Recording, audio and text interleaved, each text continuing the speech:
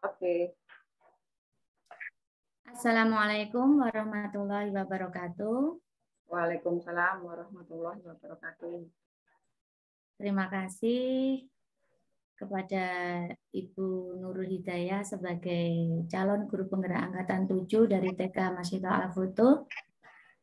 Pada kesempatan kali ini kita akan mendengarkan atau memahami bersama-sama dengan Bu Nurul tentang pemahaman dan pengalaman penerapan budaya positif di sekolah yang merupakan adalah aksi nyata modul 1.4 bagi calon guru penggerak angkatan 7. Tapi sebelumnya saya di sini akan memperkenalkan diri sebagai moderator pada kesempatan ini. Saya Eni Nurul Hidayati akan membawakan acara ini dari awal hingga akhir.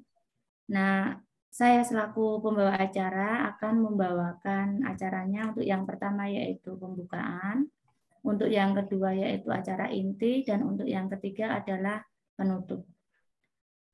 Untuk mengawali acara pada kesempatan ini, marilah kita buka bersama-sama dengan bacaan basmalah bersama-sama.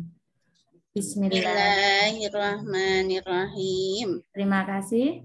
Semoga dengan bacaan basmalah tadi acara ini berjalan lancar dari awal hingga akhir.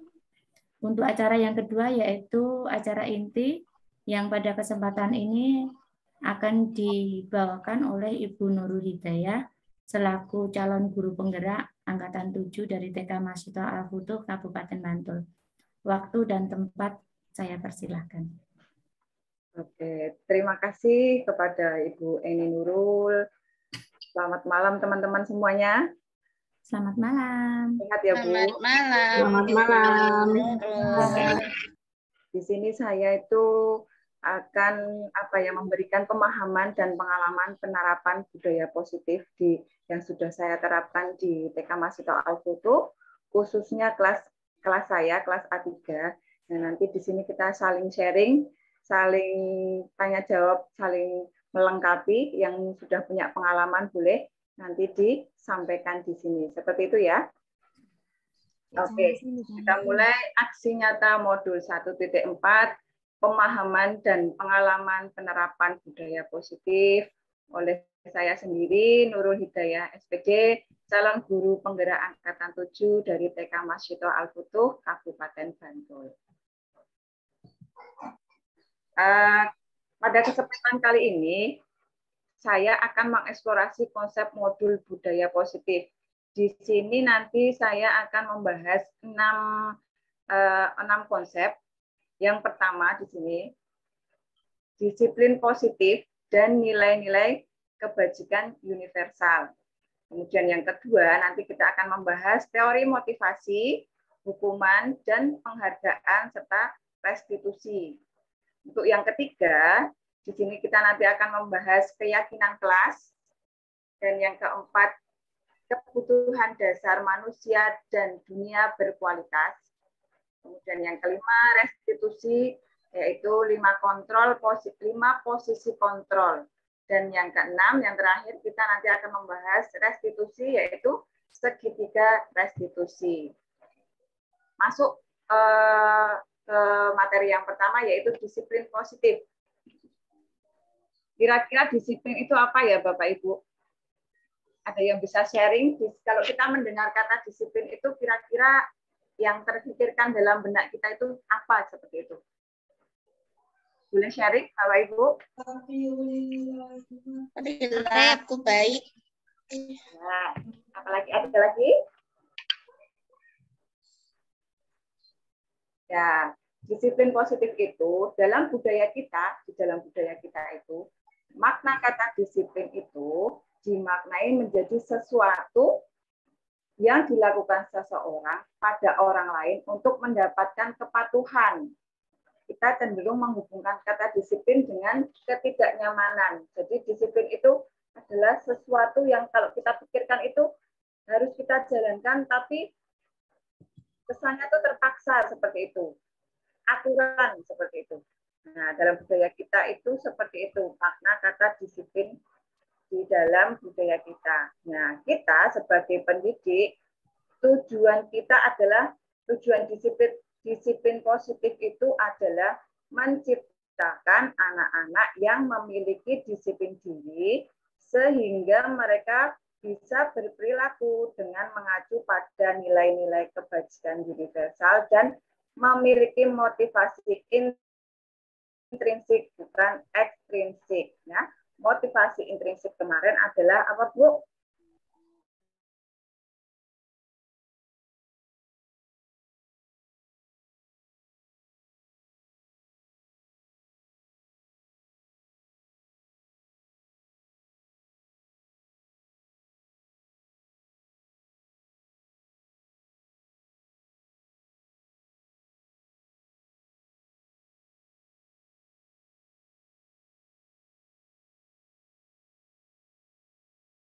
Cara penerapan disiplin yang bertujuan untuk menumbuhkan kesadaran serta memberdayakan anak untuk melakukan sesuatu tanpa ancaman maupun hukuman dan iming-iming. Seperti itu ya, tujuannya disiplin positif itu merupakan salah satu penerapan disiplin yang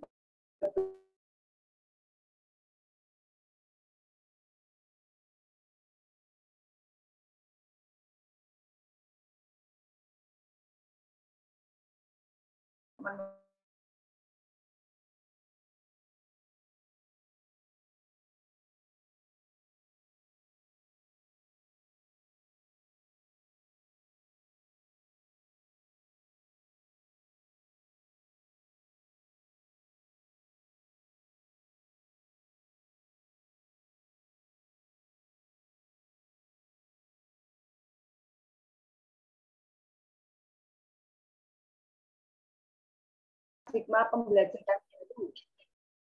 Nah, pembelajaran dengan paradigma baru itu apa? Yaitu merupakan pembelajaran yang berorientasi pada penguatan kompetensi dan pengembangan karakter yang sesuai dengan nilai-nilai Pancasila. Untuk saat ini kita di sekolah untuk mewujudkan kebajikan universal itu kita melakukan pembelajaran dengan ini profil pelajar Pancasila.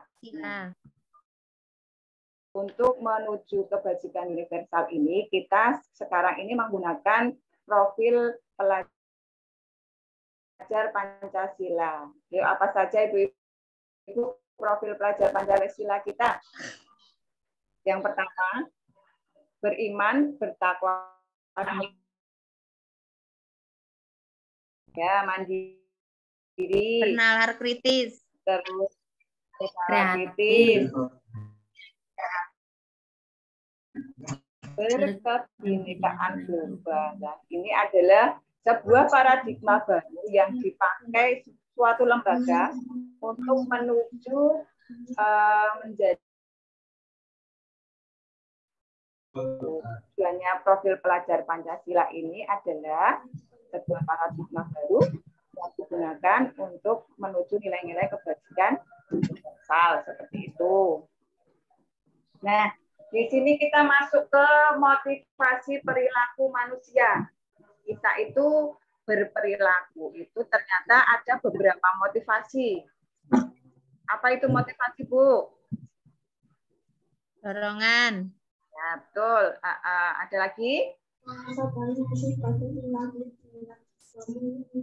Nah, motivasi adalah dorongan yang timbul pada diri seseorang secara sadar atau tidak sadar untuk melakukan suatu tindakan dengan tujuan tertentu. Nah, di sini saya tuliskan di sini ada 3 motivasi perilaku manusia. Yang pertama, kenapa sih harus berbuat seperti itu? Yang pertama, untuk menghindari ketidaknyamanan atau hukuman. Misalnya, sini dicontohkan, murid melakukan disiplin diri karena takut dihukum. Ini merupakan motivasi ekstrinsik. Nah, ini. Jadi, dia melakukan disiplin itu karena dia itu takut dihukum. Berarti itu motivasi bukan dari dalam diri sendiri ya, tetapi itu motivasi dari luar, motivasi ekstrinsik. Dia takut dihukum, makanya dia berbuat disiplin. Yang kedua, untuk mendapatkan imbalan atau penghargaan dari orang lain.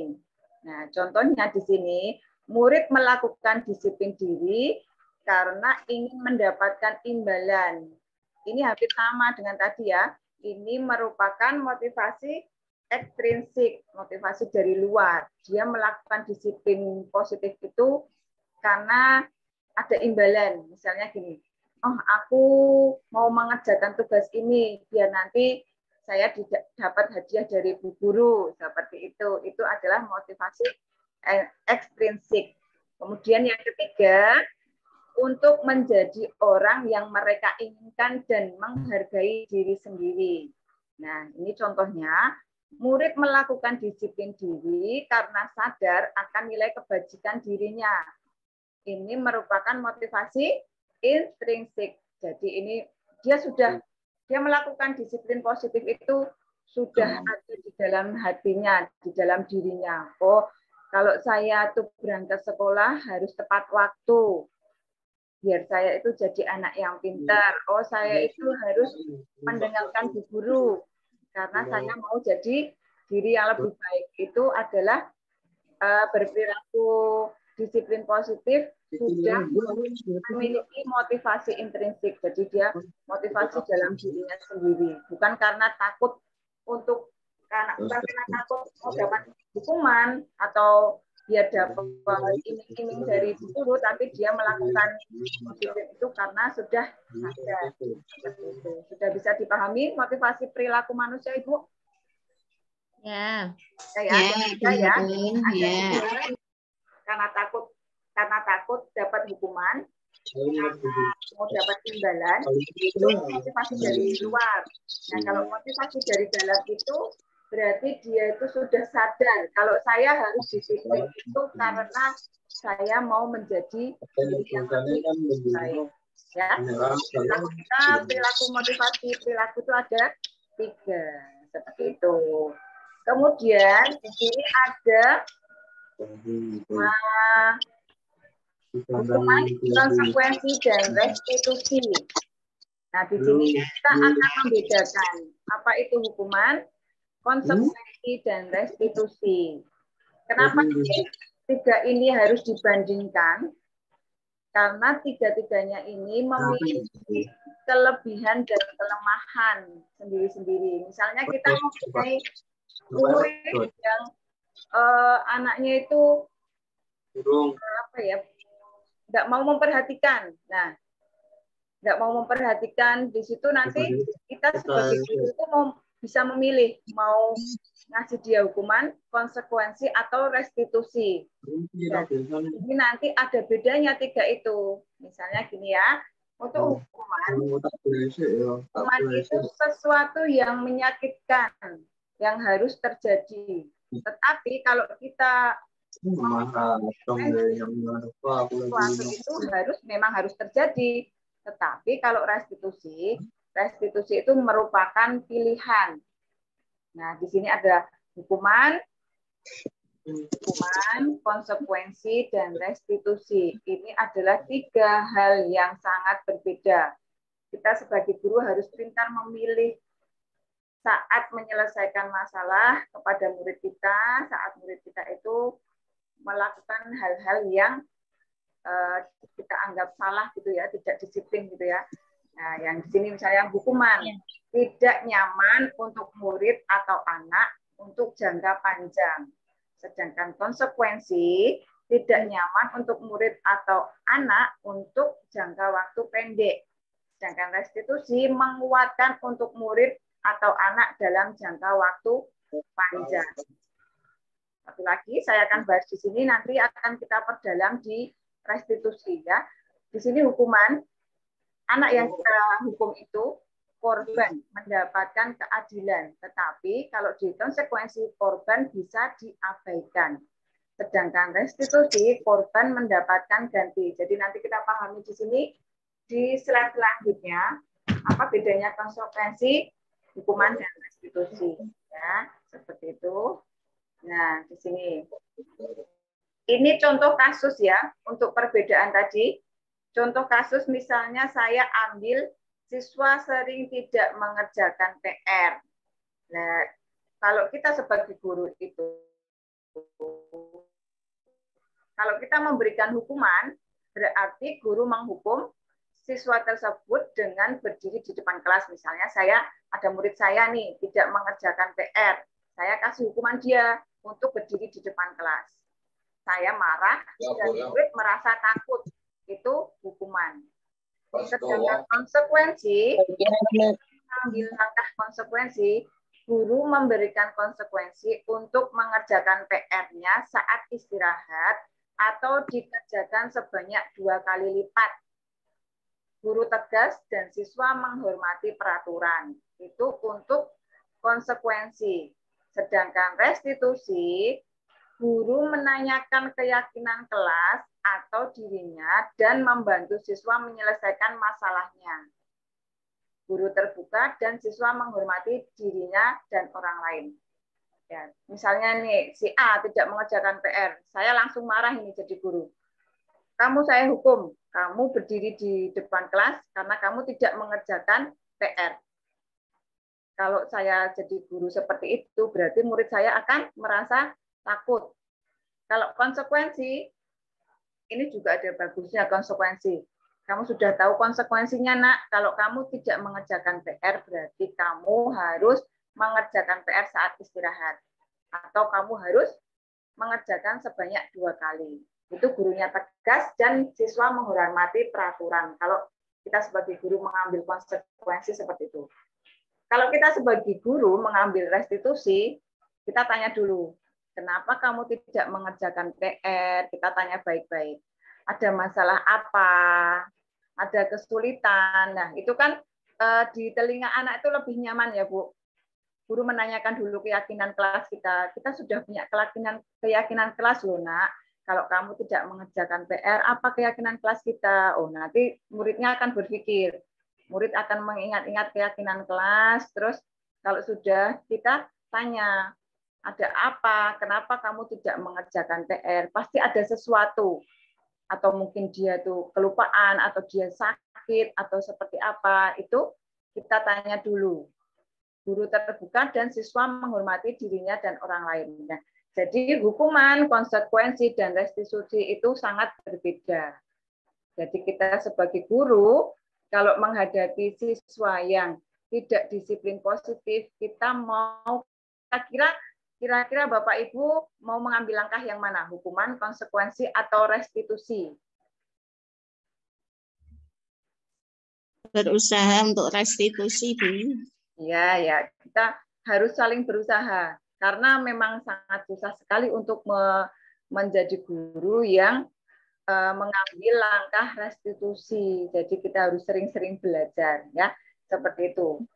Kita akan masuk ke slide selanjutnya, dan ini adalah penghargaan. Penghargaan itu dalam jangka pendek dan jangka panjang ada. Penghargaan tidak efektif juga ada, penghargaan merusak hubungan. Maksudnya apa ini penghargaan merusak hubungan? Kalau kita pilih kasih pasti ada ya siswa kita yang merasa sedih karena dia itu selalu dikasih penghargaan sama guru, tapi kok saya nggak pernah bisa merusak hubungan. Terus penghargaan mengurangi ketepatan, penghargaan menurunkan kualitas, penghargaan matematika mematikan kreativitas, penghargaan menghukum, dan motivasi dalam diri atau intrinsik. Ini adalah penghargaan. Kalau anak itu sudah melakukan disiplin positif, kalau kita kasih penghargaan itu ada efeknya ya. Ini adalah efeknya untuk penghargaan untuk keyakinan kelas. Nah, kita masih ke keyakinan kelas. Mengapa keyakinan kelas? Mengapa tidak peraturan kelas saja? Ada yang tahu Bapak Ibu kenapa kita ambil keyakinan kelas bukan peraturan?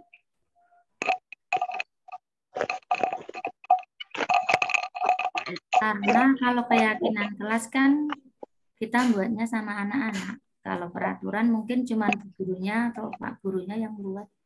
Ya, betul.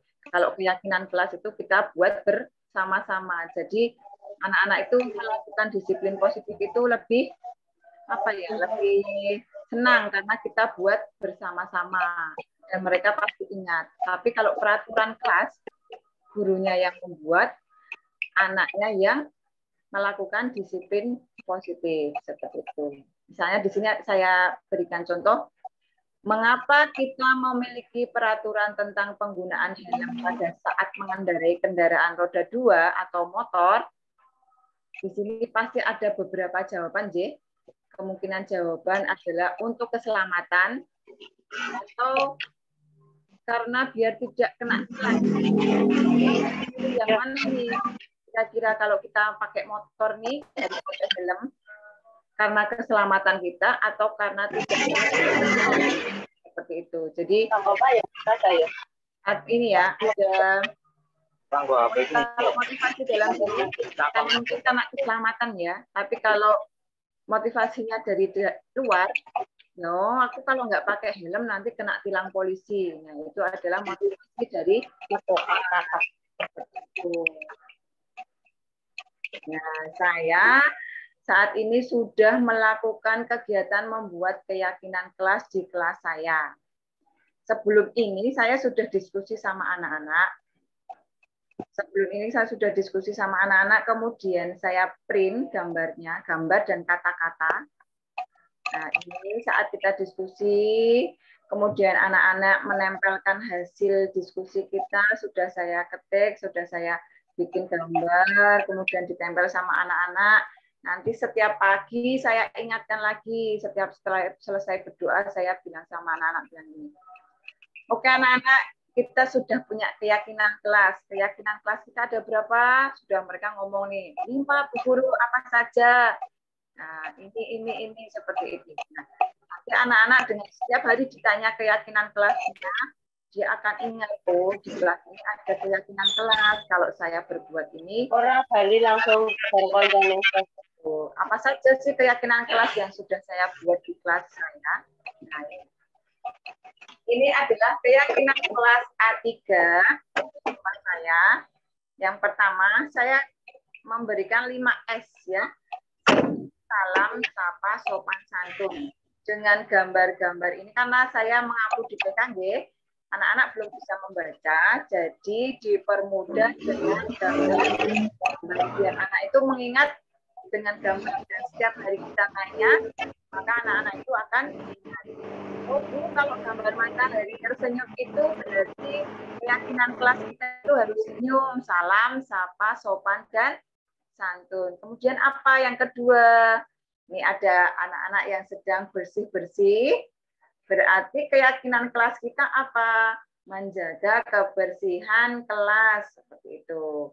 Dan yang di sini adalah gambar anak yang sedang salim. Sedang berjabat tangan. Yaitu keyakinan kelas itu meminta maaf jika melakukan kesalahan. Dan yang di sini gambarnya mereka tuh bahagia sekali. Maka di sini keyakinan kelasnya adalah saling menyayangi dan menolong. Dan yang terakhir di sini ada gambar anak yang sedang membereskan mainan.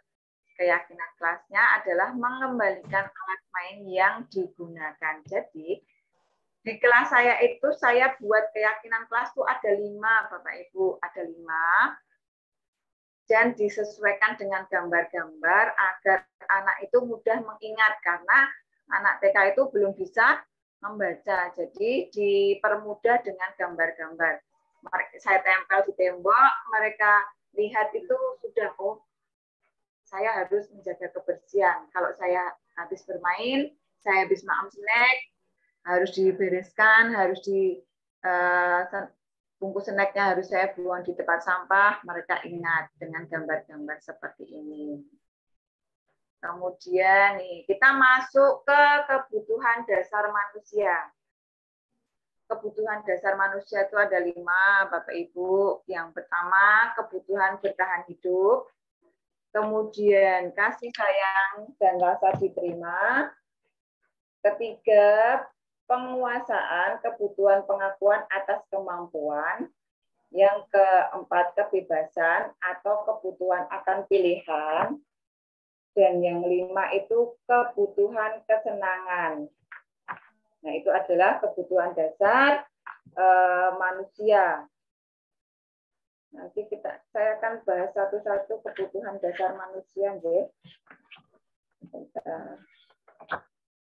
Maksudnya kebutuhan bertahan hidup itu apa saja? Ada yang tahu, Bu? Kebutuhan bertahan hidup itu contohnya apa? Makan, minum, Tempat tinggal. Tempat tinggal. Itu ya, itu adalah kebutuhan bertahan hidup. Contohnya antara lain makan, minum, tempat tinggal itu adalah kebutuhan bertahan hidup. Yang kedua apa, Bu? Kasih sayang. Dan rasa diterima. Misalnya, ada yang tahu kasih sayang? Nah, di sini kebutuhan kasih sayang dan rasa diterima itu adalah kebutuhan untuk disayangi dan diterima meliputi kebutuhan akan hubungan koneksi sosial. Jadi kita itu kalau diterima di lingkungan sosial itu merupakan kebutuhan hidup kita ya. Misalnya saya kerja di Alfoto, tapi saya dicuekin, akan sakit ya, nggak suka gitu ya. Saya kerja di Alfoto, di sana disayang, diterima. Itu kita kerja itu akan merasa nyaman. Jadi kebutuhan yang kedua itu adalah kasih sayang dan rasa. Maaf deh, Mas. Dek, Yang ketiga, penguasaan. Ada yang tahu, Bu, penguasaan itu apa? Kebutuhan penguasaan, pengakuan, dan kemampuan.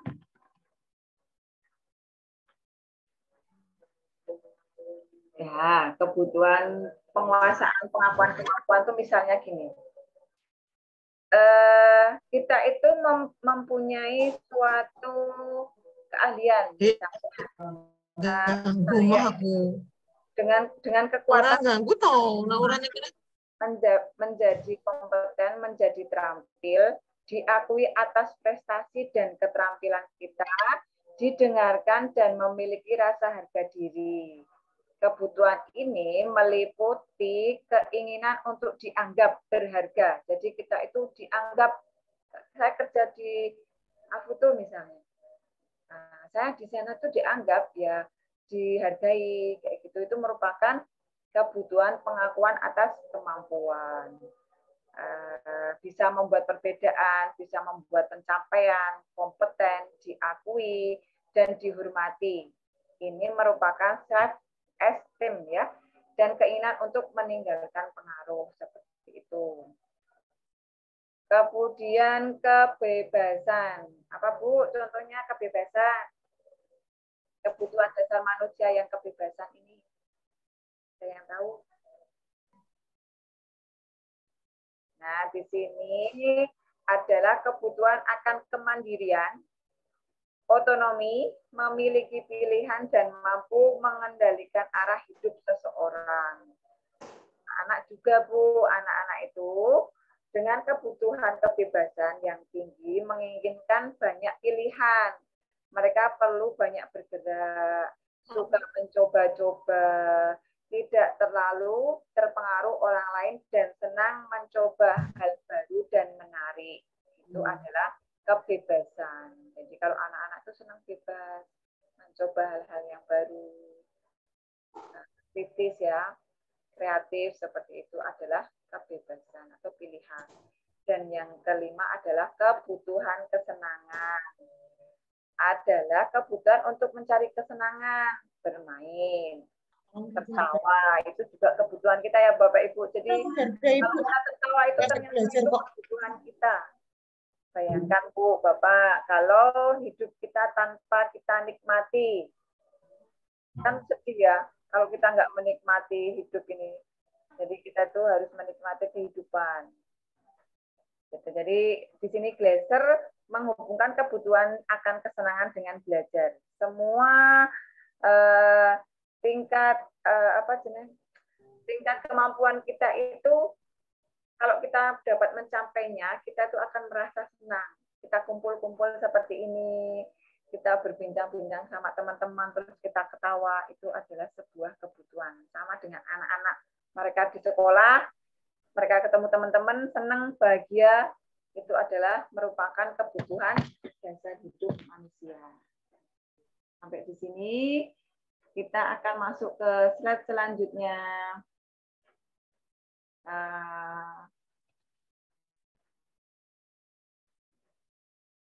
5 posisi kontrol. Apa itu 5 posisi kontrol, Bapak Ibu? Ada yang tahu 5 posisi kontrol? Posisi yang dilakukan guru dalam mengajar anak-anaknya. Ya. Ya, betul. Lagi Bu, 5 posisi kontrol itu apa ya? Kita kalau pertama kali mendengar ini pasti bingung, apa sih itu? 5 posisi kontrol itu. Nah, oke, kita akan bahas satu-satu ya. 5 posisi kontrol itu, misalnya kita sebagai guru, kalau ada anak yang melakukan disiplin positif atau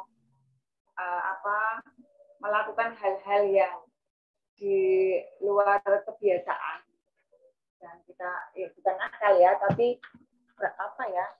ngeyel gitu ya, tidak sesuai dengan aturan, itu kita sebagai guru tuh mau jadi yang seperti apa? Kita yang pertama sebagai penghukum. Nanti kalau yang tadi ya, kalau ada anak yang tidak mengerjakan PR, misalnya saya sebagai guru itu ada si A tidak mengerjakan PR. Kemudian saya mengambil posisi kontrol sebagai penghukum. Saya akan bilang sama anak itu seperti ini.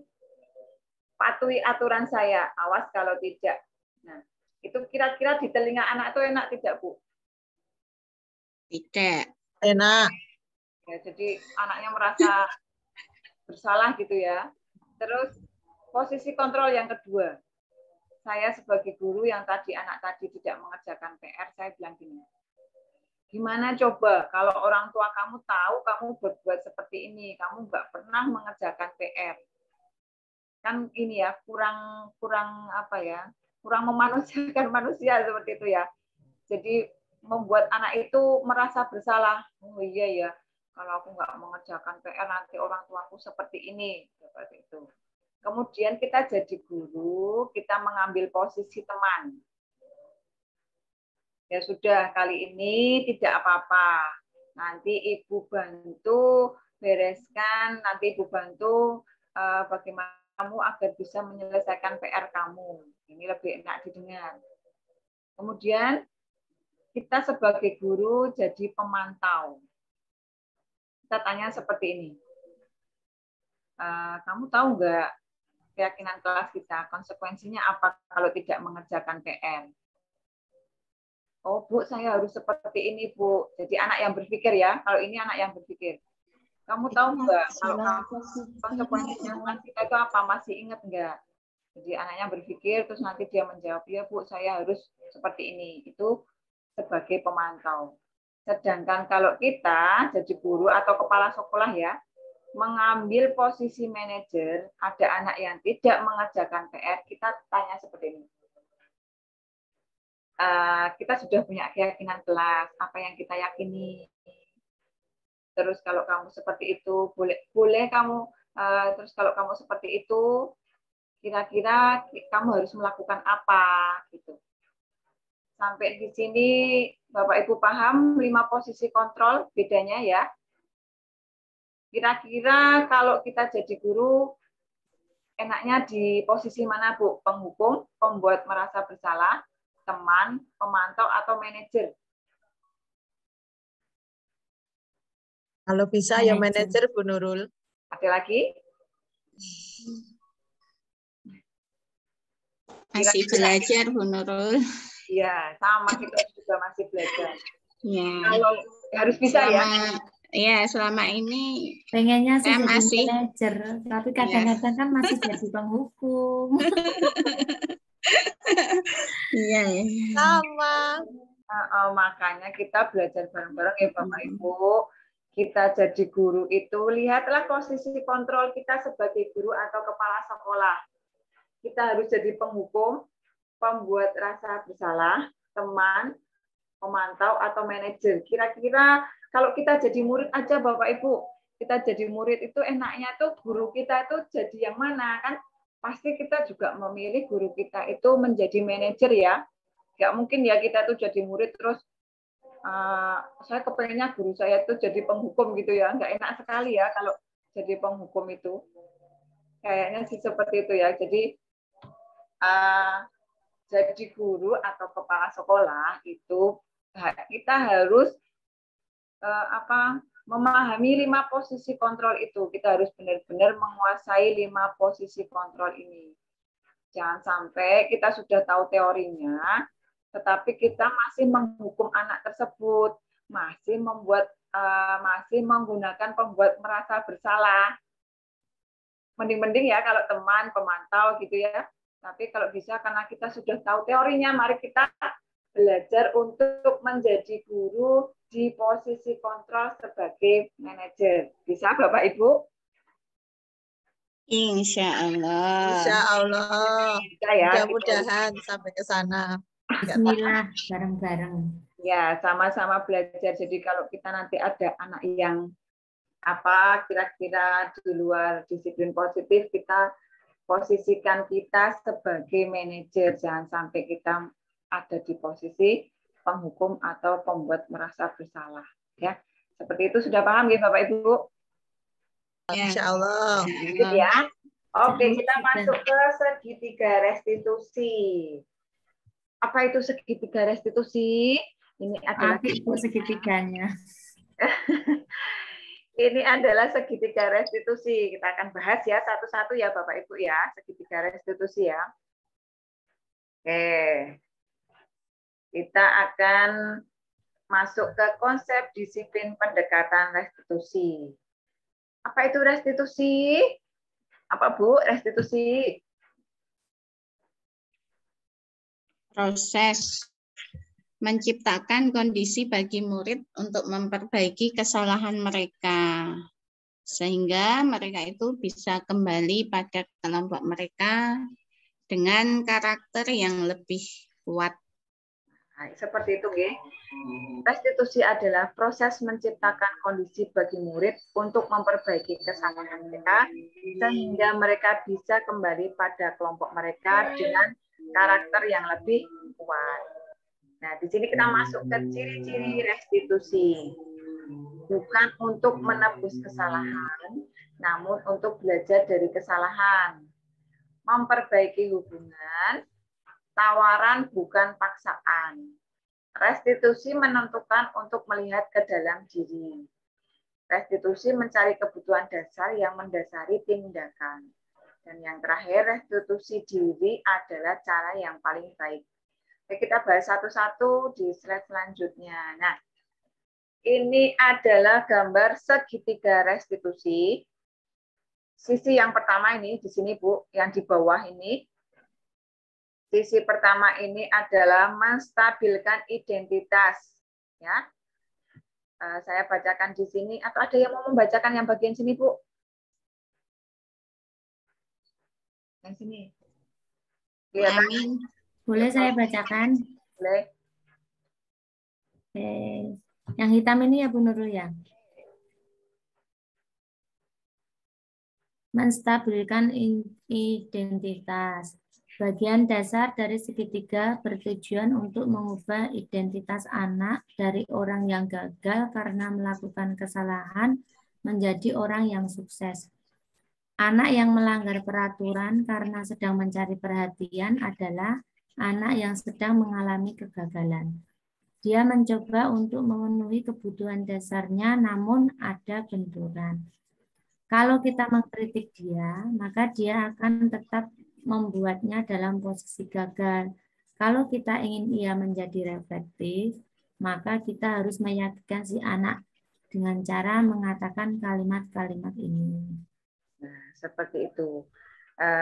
Menstabilkan identitas. Jadi kalau kita mau menyelesaikan suatu masalah dengan anak, misalnya yang tadi ya, kembali ke yang tidak mengerjakan PR tadi, kita usahakan kita menggunakan segitiga restitusi ini untuk memecahkan masalah anak tersebut yang tadi tidak mengerjakan PR tadi dengan segitiga restitusi. Yang pertama kita lakukan adalah menstabilkan identitas. Bagaimana caranya? Apa itu Bu menstabilkan identitas? Tadi sudah dibacakan oleh Bu Eni Nurul ya. Nah, kata-katanya seperti apa? Misalnya gini, berbuat salah itu tidak apa-apa, Nak. Tidak ada manusia yang sempurna. Saya, Bu Guru, juga pernah melakukan kesalahan seperti itu. Kita bisa menyelesaikan masalah ini. Nah, kamu boleh tidak mengerjakan PR itu boleh, tetapi manusia itu memang tidak ada yang sempurna. Bu Guru juga pernah tidak mengerjakan PR waktu Bu Guru sekolah dulu. Kita bisa menyelesaikan masalah ini bersama-sama. Nah, di sini Bapak Ibu tidak tertarik mencari siapa yang salah. Misalnya ini untuk kasus yang lain ya. Kita mencari solusi dari permasalahan ini yuk bareng-bareng. Kenapa kamu tidak mengerjakan PR? Ada apa? Ada kesulitan? Atau ada kamu kurang paham? Nah, jadi sebelum kita menyalahkan anak itu, kita harus menstabilkan identitas dia. Ditanya dulu, kenapa kamu tidak mengerjakan PR? Manusia itu tidak sempurna. Kata-katanya kita sesuaikan ya dengan anak didik kita ya. Bu Guru juga pernah tidak mengerjakan PR waktu Bu Guru sekolah dulu. Yuk kita selesaikan masalah ini bersama-sama. Nah, kita mesti stabilkan dulu nih perasaan anak kita itu. Kalau anak sudah merasa nyaman, terus tenang, kita masuk ke langkah selanjutnya. Kita stabilkan dulu ya, identitas anak itu kita tenangkan, kita kasih motivasi dia, kemudian kita masuk ke sisi yang kedua. Ya, ada lagi Bu yang mau membacakan untuk validasi tindakan yang salah?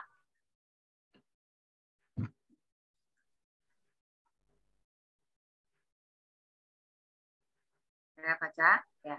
Menurut teori kontrol, semua tindakan manusia, baik atau buruk, pasti memiliki maksud atau tujuan tertentu. Seorang guru yang memahami teori kontrol pasti akan mengubah pandangannya dari teori stimulus respon ke cara berpikir proaktif yang mengenali tujuan dari setiap tindakan. Kita mungkin tidak suka sikap seseorang anak yang akan terus-menerus merengek. Tapi bila sikap itu mendapatkan perhatian kita, maka itu telah memenuhi kebutuhan anak tersebut. Kalimat-kalimat di bawah ini mungkin terdengar asing buat guru.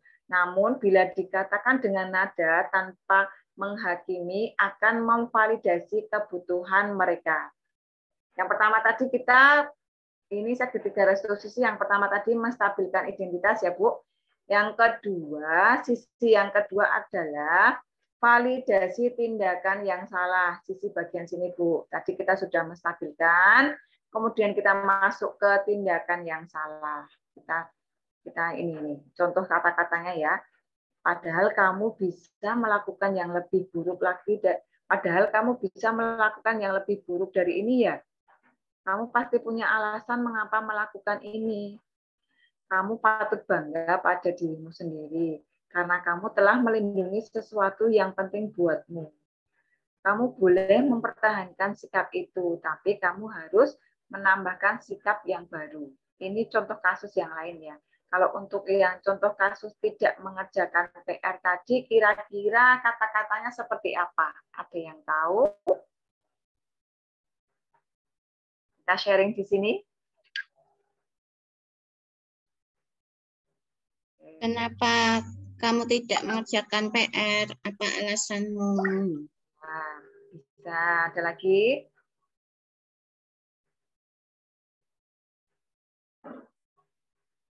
Itu Itu ya salah satu contohnya tadi ya. Jadi kita validasi tindakan yang salah. Kita validasi tindakan yang salah. Kamu boleh tidak mengerjakan PR, tapi kamu harus besok lagi kamu tidak boleh seperti itu.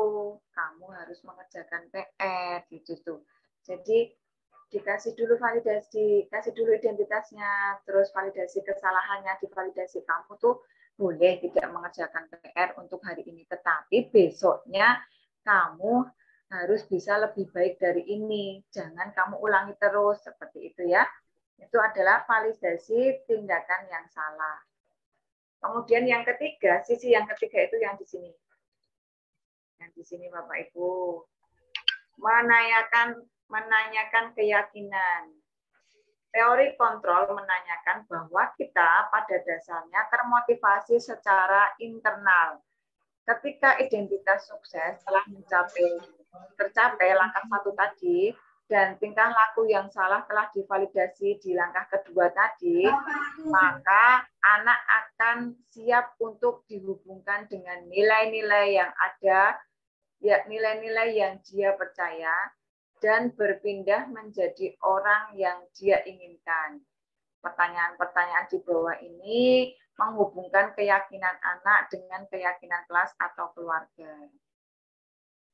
Jadi tadi sudah distabilkan, sudah divalidasi tindakannya, kemudian kita berbicara ini sama anak. Apa yang kita percaya sebagai kelas atau keluarga?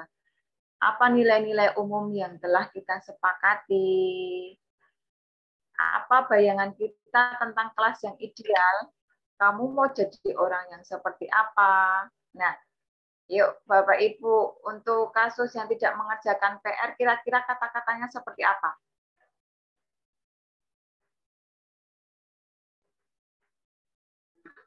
Ada yang mau? Kamu ingat keyakinan kelas kita bahwa keyakinan kelas kita harus mengerjakan PR. Seperti itu bisa. Dokter Bu Hermania. Ya, kita tanya dulu. Kita kan sudah punya keyakinan kelas. Nah, keyakinan kelas kita seperti ini. Kalau kamu tidak mengerjakan PR, kamu harus berbuat seperti apa? Jadi yang berpikir itu anaknya, bukan gurunya yang langsung ngasih hukuman. Kamu nggak mengerjakan PR, kamu tak suruh mengerjakan PR 2 kali lipat, seperti itu. Tetapi biarlah anak yang berpikir, kira-kira saya itu harus berbuat seperti apa? Karena sebelumnya kita sudah membuat apa? Keyakinan kelas. Biar anak yang berpikir, kita tanya aja. Kita kan sudah punya keyakinan kelas. Kira-kira kalau kamu nggak mengerjakan PR itu konsekuensinya seperti apa? Nah, anak akan berpikir, iya Bu Guru, saya salah. Saya akan mengerjakan. Nah, jadi anaknya yang berpikir ya, bukan kita yang langsung memberikan hukuman kepada anak. Sudah paham di sini ya, segitiga restitusi ya.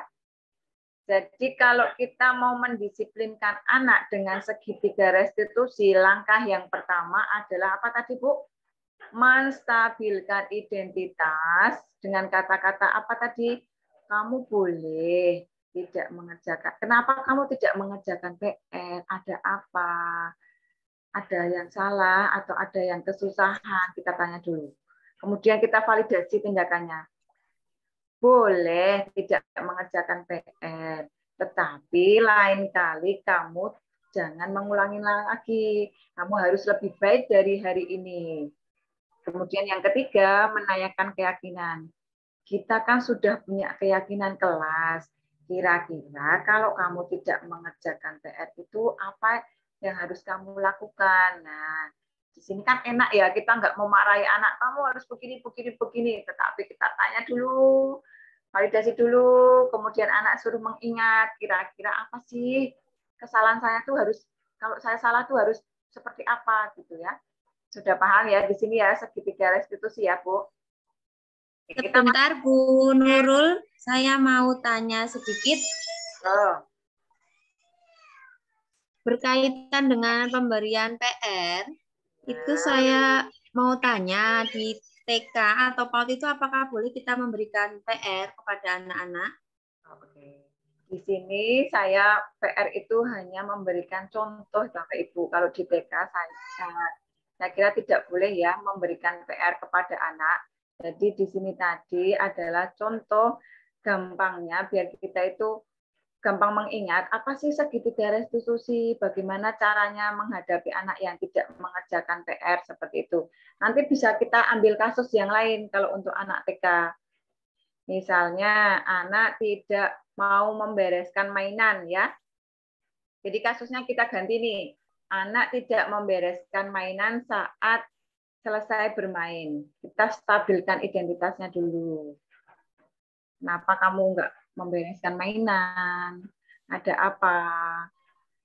Terus kemudian kita validasi, boleh. Kamu tuh keburu-buru, kepengen selesai, boleh. Tetapi besoknya lagi kamu harus membereskan mainan. Kan kita sudah punya keyakinan kelas. Apa keyakinan kelas kita? Terus anak mengingat, dia Bu Guru, kita harus mengembalikan mainan setelah selesai bermain. Ya, jadi untuk yang PR tadi hanya contoh Bu Nur Latifah. Terima kasih ya. Ya, siap. Jadi Saya bertanya karena memang saya belum tahu. Terima ya. kasih jawabannya sangat menjawab dan memuaskan. Jadi kita di sini bermain segitiga restitusi itu untuk menyelesaikan sesuatu yang tidak disiplin. Namanya segitiga restitusi. Langkahnya seperti itu tadi ya. Distabilkan dulu identitasnya, kemudian validasi tindakan yang salah, menanyakan keyakinan kelas. Jadi kita jadi guru itu jangan langsung menjadi posisi kontrol yang tadi itu loh. Tidak boleh menjadi penghukum atau membuat merasa bersalah. Kalau bisa kita menjadi posisi kontrol di manajer. Jadi kalau ada anak yang tidak disiplin itu kita tanya dulu. Jangan langsung kita kasih hukuman. Seperti itu ya Bu Nur Latifah ya. Oke, terima kasih Bapak Ibu. Saya kembalikan ke Bu Eni Nurul. Sekian dari saya. Terima kasih. Monggo Bu Eni. Terima kasih Bu Nurul Hidayah yang sudah menyampaikan pemahaman dan pengalaman penerapan budaya positif. Bagus sekali ya tadi materinya ya. Dan memaparkan dari A sampai Z. Insya Allah ibu-ibu semuanya sudah paham. Insya Allah. Insya Allah. Insya Allah paham. Mudah-mudahan kita semua bisa bersama-sama melakukannya ya Bu ya. Seumpama Ya kita Allah. nanti kok belum paham, kita bisa datang ke TK-nya Bundul di TK Siap. Al-Futuh ya. Kita belajar Ya. sama-sama Boleh di Bu sana. Nurul? Kita Bisa ke nanti sana. belajar bareng-bareng, sharing bareng-bareng di Ya. sana. Saya Mana ikut. yang kira-kira belum paham dan perlu kita perbaiki, mari kita perbaiki sama-sama. Ya. Mungkin itu saja Bu Nurul ya. Mungkin ada teman-teman ada saran atau ada masukan? Ya. Silahkan. Saya mau sharing yang sudah pernah menerapkan keyakinan kelas di kelasnya untuk melakukan disiplin positif, Bu. Boleh di-sharing di sini apa saja keyakinan kelas yang sudah Bapak Ibu lakukan di kelasnya masing-masing, boleh di-sharing di sini biar teman-teman juga pada tahu kalau keyakinan kelas itu setiap kelas itu berbeda-beda, setiap sekolahan itu berbeda-beda. Bisa di-sharing di sini. Oh, iya. Bu Nurul, boleh bertanya? Ya, boleh Bu Amin. Ya. Ini saya tuh belum begitu paham antara kesepakatan kelas dengan keyakinan kelas. Kemarin tuh saya bikinnya tuh kesepakatan kelas. Jadi yang benar itu yang mana? Karena saya masih ngambang, belum begitu jelas.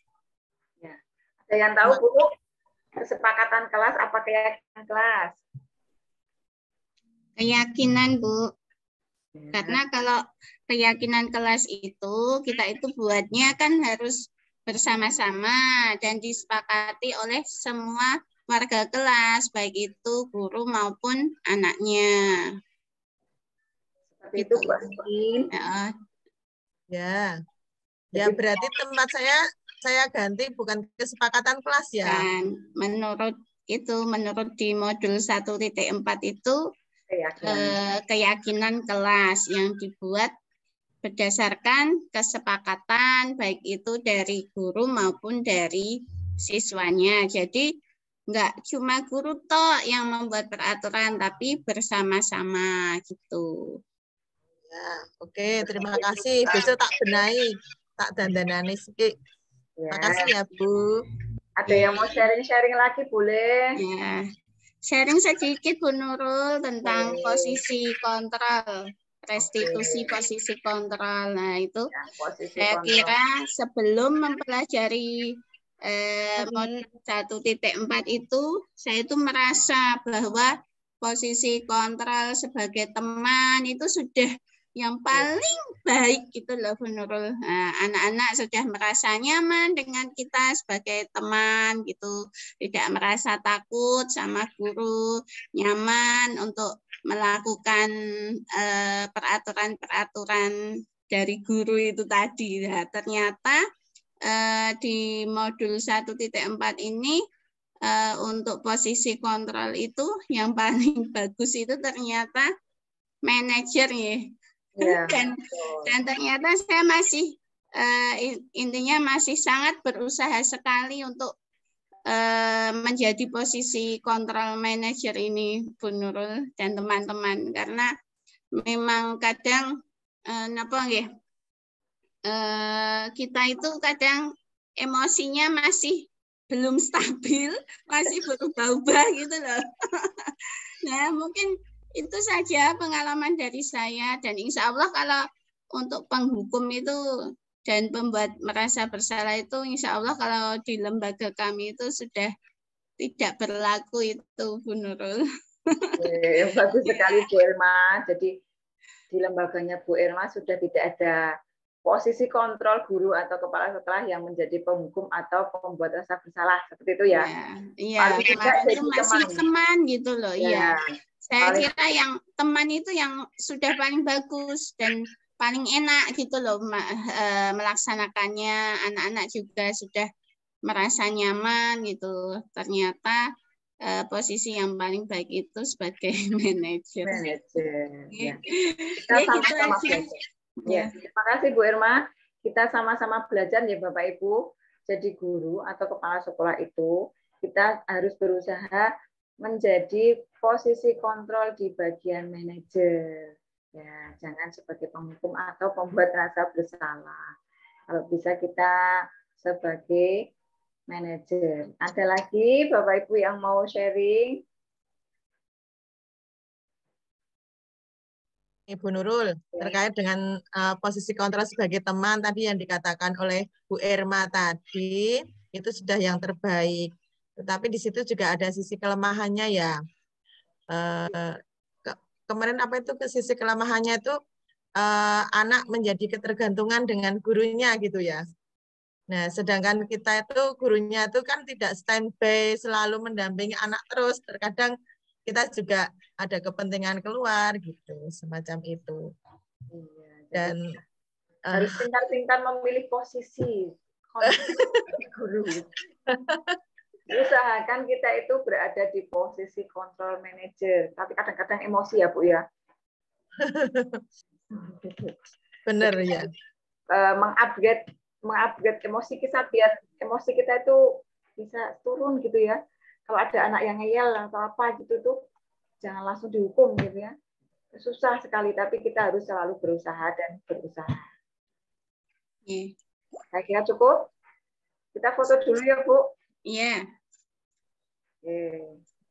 Saya stop share screen-nya ya. Yuk Bu, bisa di-on-kan kameranya Bu.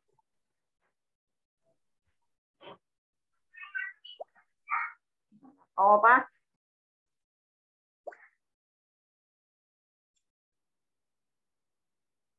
Sudah siap semua, Bu? Sudah. Oke, 1, 2, 3. Lagi 1, 2, 3. Lagi 1, 2, 3.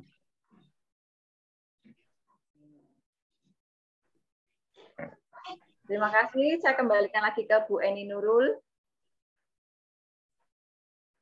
Oke, terima kasih teman-teman dan terima kasih Bu Nurul yang telah menyampaikan pemaparan tadi. Dan semoga pemaparan dan pemahaman budaya positif ini bisa kita terapkan di sekolah kita masing-masing, terutama di kelas kita masing-masing. Saya selaku moderator mohon maaf apabila dalam membawakan acara ini dari awal hingga akhir banyak kesalahan dan tentu saja belepotan. Saya akhiri acara ini dengan bacaan hamdalah bersama-sama. Alhamdulillahirrahmanirrahim. Terima kasih ibu-ibu semuanya. Monggo yang mau live dipersilahkan juga live, yang masih mau ngobrol juga boleh. Terima kasih ya teman-teman. Boleh live dari roomnya.